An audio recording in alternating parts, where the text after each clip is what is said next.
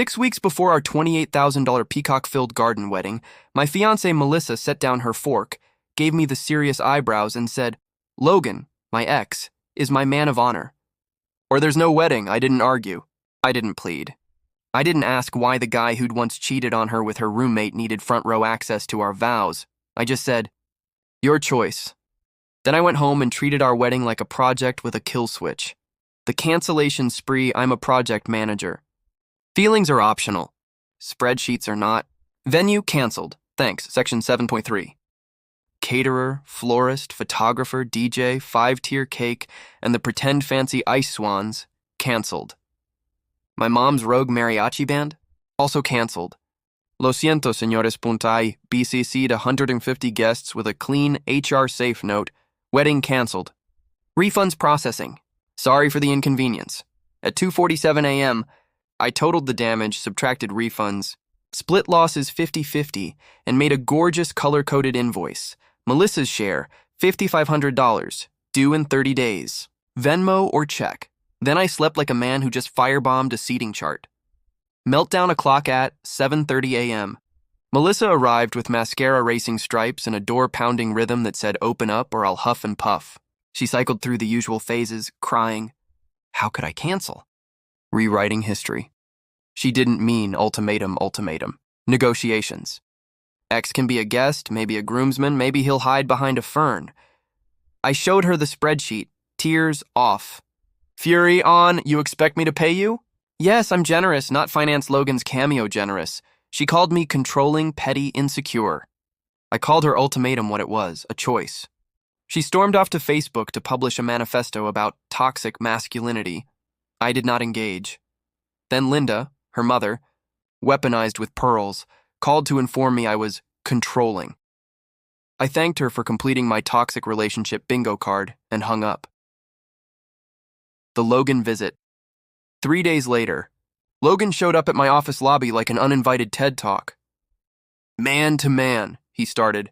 "Melissa's devastated. Can't you just give her the wedding back?" "I'll keep a low profile." "So you knew it was weird," I said. "You knew I'd hate it, and you still signed up?" "It was her idea," he said, somehow both proud and blameless. I told him the venue, vendors, and mariachi were already dead and buried. He stared, shocked that I'd actually meant no wedding. "You're making a mistake," he said. "The only mistake was thinking I'd compete with your ghost for the rest of my life."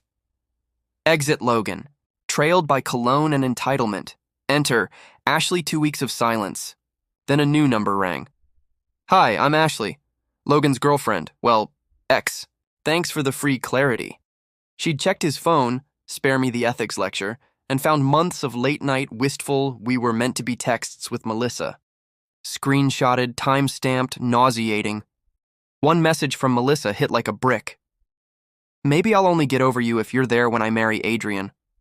If you're standing right there, I'll finally have closure." Logan's reply, "Whatever you need, Mel," premeditated.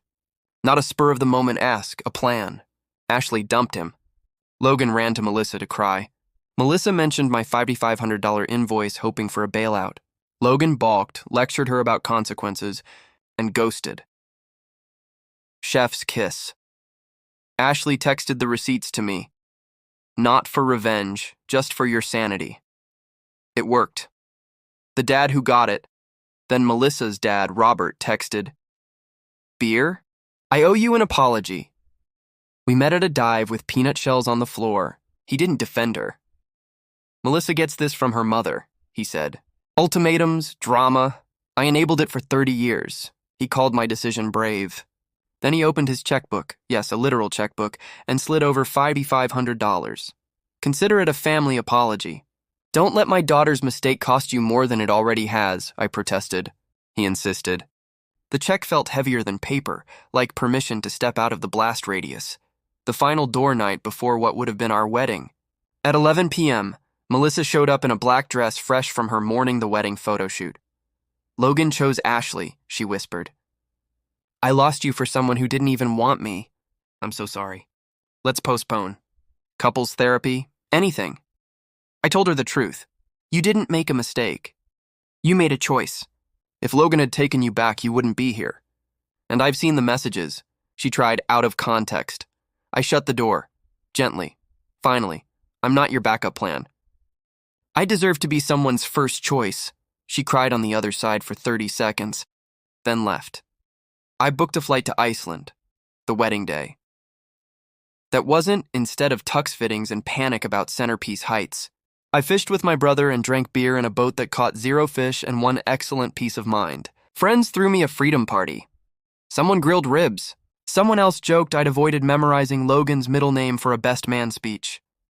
Meanwhile, Linda raged on Facebook about men who can't handle strong women. Robert stayed quiet. Good man. On Monday, I sold the ring. The cash went straight into the Northern Lights Fund. Aurora, and after 2 weeks later, I stood on black ice, breath clouding the air, watching the sky tear open in green fire. I took 1 photo. No caption.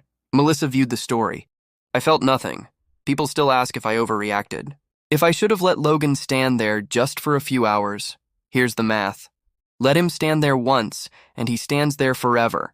In our living room, on our holidays, inside every argument. I didn't cancel a party. I dodged a life where I was always competing with a curated memory and a man who never left.